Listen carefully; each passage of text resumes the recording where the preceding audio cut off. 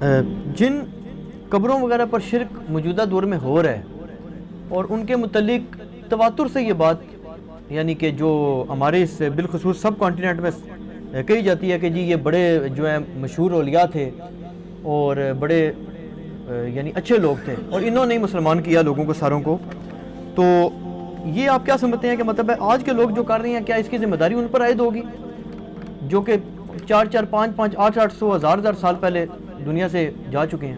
دیکھیں جی، یہ جو 800 1000 سال پہلے جا چکے ہیں نا جی، ان سے پہلے تو ہمیں ان بزرگوں کو پکڑنا چاہیے جو 800 سال والوں سے بھی پہلے 500 سال پہلے گزر چکے ہیں۔ یہ صحابہ تابعین تبع تابعین، امام بخاری امام مسلم، جن کی اتھینٹسٹی ہے دنیا میں، جن کی کتابیں مانی جاتی ہیں، آپ کے لوکل بزرگوں کو دنیا میں کہیں نہیں جانا جاتا۔ یعنی امام بخاری کا ہم نام لینا دنیا کے کسی کونے میں مسلمان کو پتا ہوگا، لیکن آپ اپنے کسی محلے کے، کسی گلی کے، کسی شہر کے بزرگ کا نام لینا دوسرے ملک میں تو نہیں جانتے ہوں گے۔ لہٰذا یہ سارے لوکلائزڈ لوگ ہیں، یعنی انٹرنیشنل لیول کے لوگ نہیں ہیں یہ۔ باقی رہا کہ ان کے قائد کیا تھے، ہمیں اس کی ڈیٹیل میں جانے کی ضرورت نہیں۔ ان کی کتابیں جو ہم تک پہنچی ہیں وہ ٹیمپرڈ فارم میں بھی ہو سکتی ہیں، اس میں قائد تو کتاب و سنت کے خلاف ہے۔ ان کے بارے میں ہم اس لیے حکم نہیں لگا سکتے، وہ ہمارے سامنے موجود نہیں ہے۔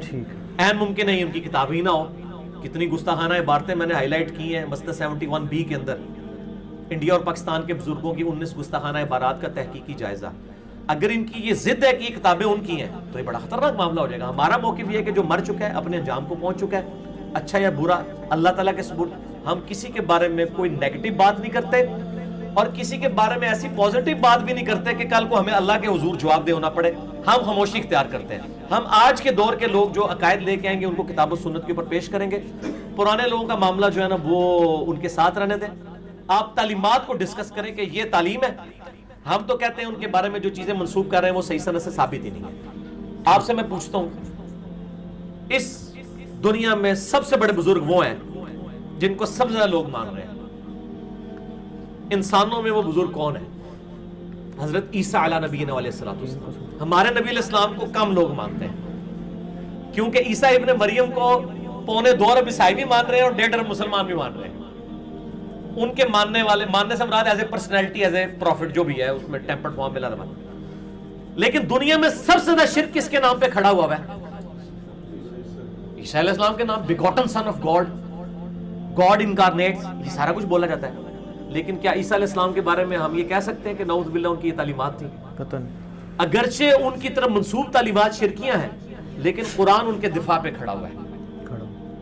ٹھیک ہے، باقی کسی بزرگ کے بارے میں قرآن نہیں کھڑا ہوا، اس لیے ان کے بارے میں ہم خاموشی اختیار کرتے ہیں۔ عیسیٰ علیہ السلام کا ہم گج وج کے دفاع کریں گے، وجیہاً فی الدنیا والآخرہ۔ اللہ نے قرآن میں کہا ہے لقد کفر الذین قالوا ان اللہ هو المسیح ابن مریم، بے شک وہ کافر ہے جو کہہ رہے ہیں کہ عیسیٰ ابن مریم جو ہے وہ اللہ ہی تھے۔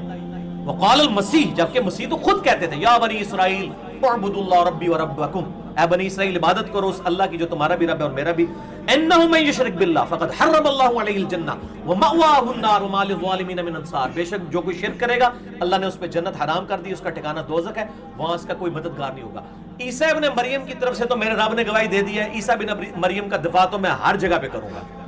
باقی کسی شخص کا دفاع ہم اس لیے نہیں کریں گے کہ دونوں طرف باتیں موجود ہیں، ہم نہ نیگیٹیولی کرتے ہیں نہ پازیٹیولی۔ ابھی اذانیں شروع ہو گئی ہیں اور اس کے بعد انشاءاللہ تعالیٰ ہم باقی اس کو